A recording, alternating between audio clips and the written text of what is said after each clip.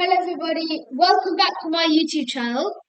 I know I haven't posted for a long time. It's because I'm in vacation in Sri Lanka. But today I'm going to be talking about stacks. Stacks is one of the ways you can store information. Other types of ways you can store information are dictionaries, lists, tuples. You will need to know about these if you're going to watch out my today's video on stacks. So without any further ado, let's get started. Okay, so let's get started.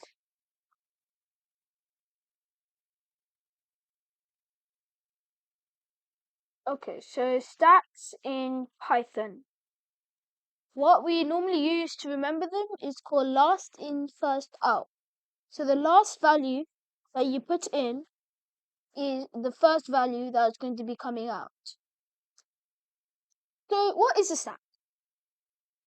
A stack is data. It's a data structure like tuples, lists, and dictionaries that we've discussed previously, but it has more parts to it. So like I said, you could describe it as LIFO, last element in, first element out, or FILO, first element in, last element out. In a stack, to insert and delete, you must use push and pop. Those are like functions that you use for stack, the two important ones. Examples of a stack. Okay, so let's say we have a stack of values C, B, B. Then we want to add the value A. So we have to use a push function and A will come in here at the top.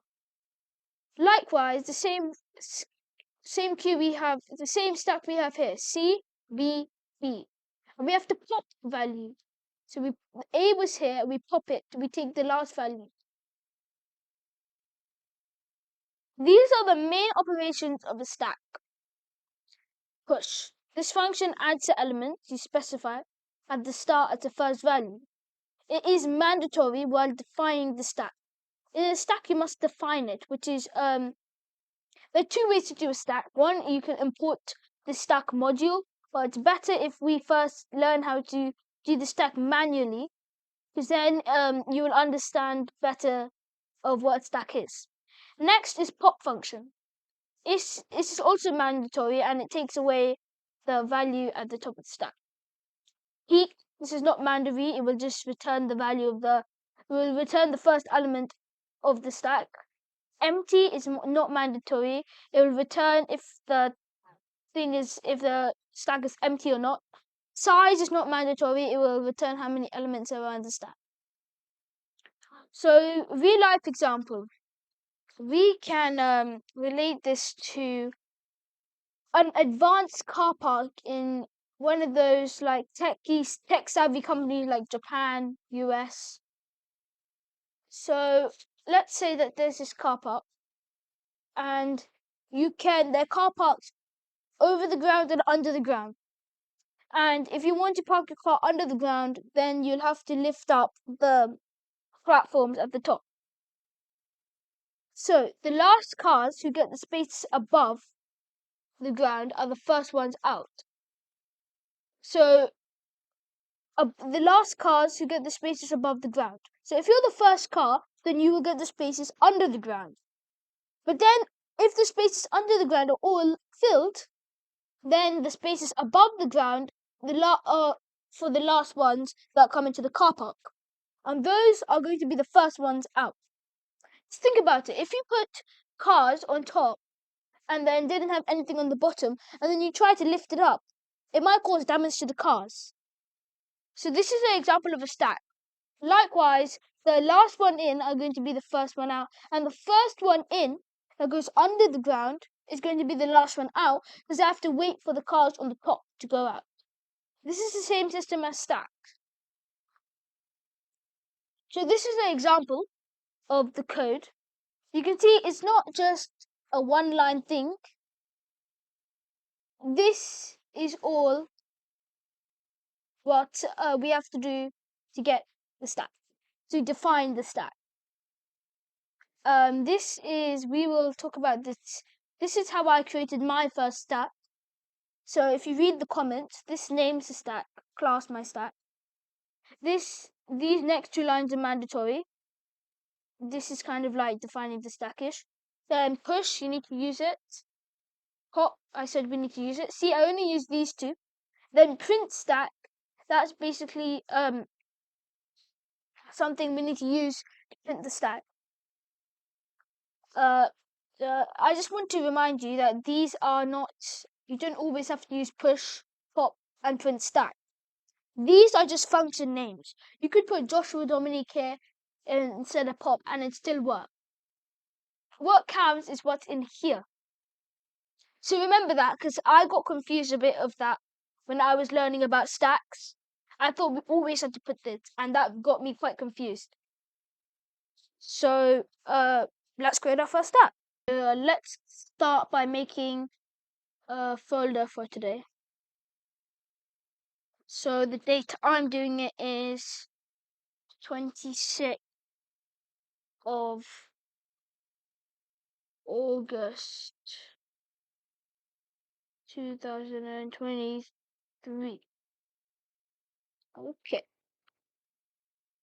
So let's make a file and we name it stack.py.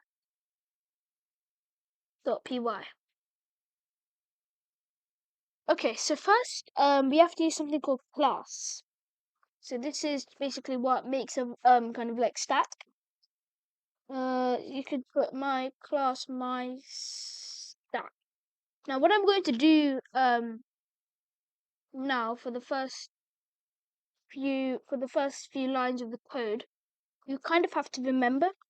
So this is something called an init function where you have to do 2 underscores on either side, parentheses, and then this is a keyword to remember this, self.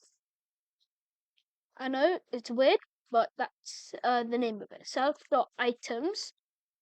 Items is not mandatory. You can do self.joshua and it'll still work, but we'll choose self.items. Now we have to just define the push function. So we do def push. We still have to remember this as well. Although, remember, you don't have to use push. You can put JD and this will work. But we will use push in this case. So I could do def push self. So you have to put that. Then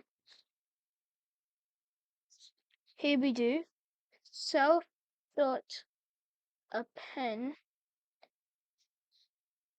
Wait a second.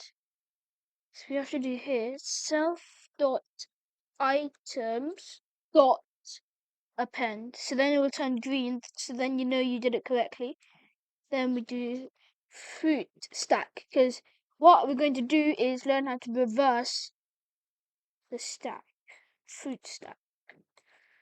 You have to define it up here.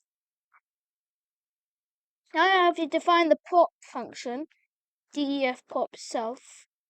Then we have to do return self dot items dot pop.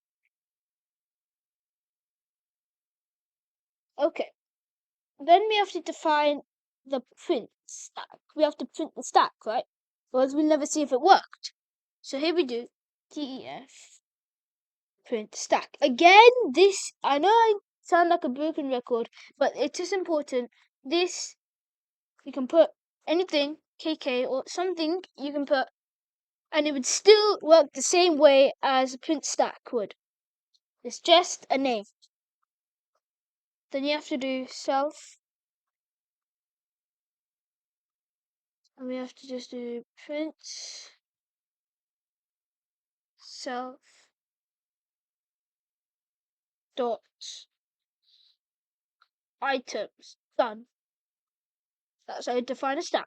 So like we said before, we're going to try and we're going to take basically like this thing from the user, this input from a user, and then we're going to take it in, print it out, then reverse that same string. So this is what we do. We have to create a new function, and in this case I'm going to name it main. You can use any name for this. Can you do that? And it will still be the same. So, but main is it's okay descriptive, one that most coders use. So, and it's commonly used for a function, so you could use main. Yeah, I like using main. It's nice and simple and relatable. So now we're going to first. Now this is an important part. If you don't do it, things will get quite complicated. They'll give you really long errors, and it will be mind-boggling. So this is what you have to do. So let's say stack. Okay, this is just a variable name. Okay, and you equal it to my stack. Now that is the real stack here. That's the stack that we see here. So basically we're saying that this is all of this. Now you can name this as Joshua and it will still hold the whole stack. What's important is this boy here.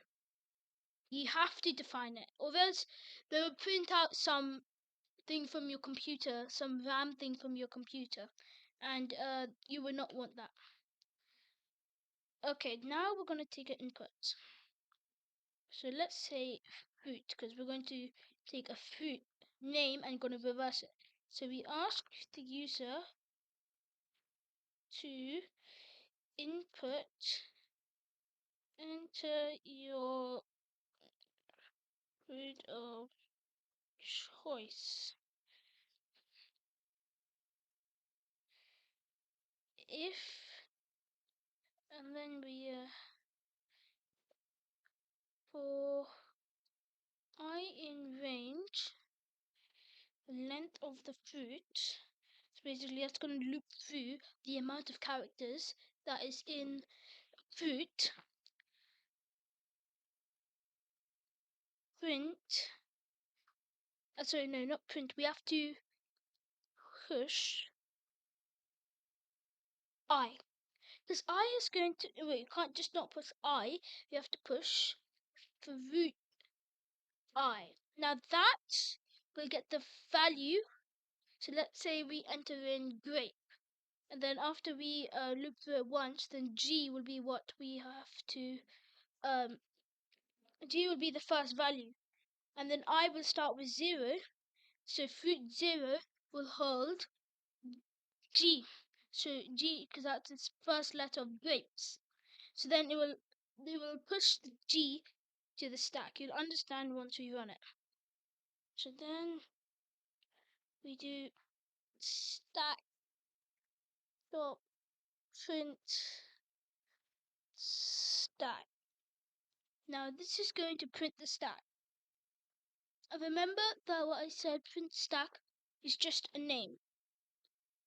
So then we have to do, you have to call the function.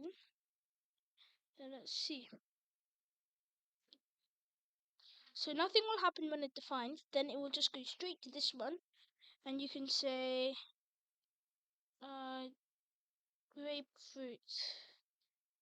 It'll print out grapefruit in a stack. So now we want to reverse that fruit.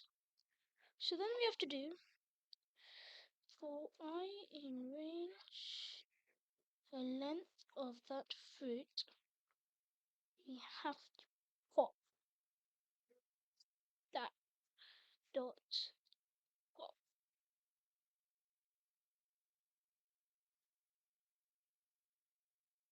You have to put print stack dot pop. Now this will revert a string as it does here. So this is how you do your stack. If you are curious, this is a way that you have to define the peak statement. Yeah, but you don't really use it that much, but anyway, this is how you define the peak. So you guys practice stack some more. You can go online, you can do some challenges, assignments on it. Because what I'm going to move on to next is called queues. Queues are much harder than stacks, and you will need to understand stacks thoroughly. If you have any questions, please place them in the comments below. Please do not forget to like and subscribe, turn on the notification bell, and also share this video with your friends and family. Thank you.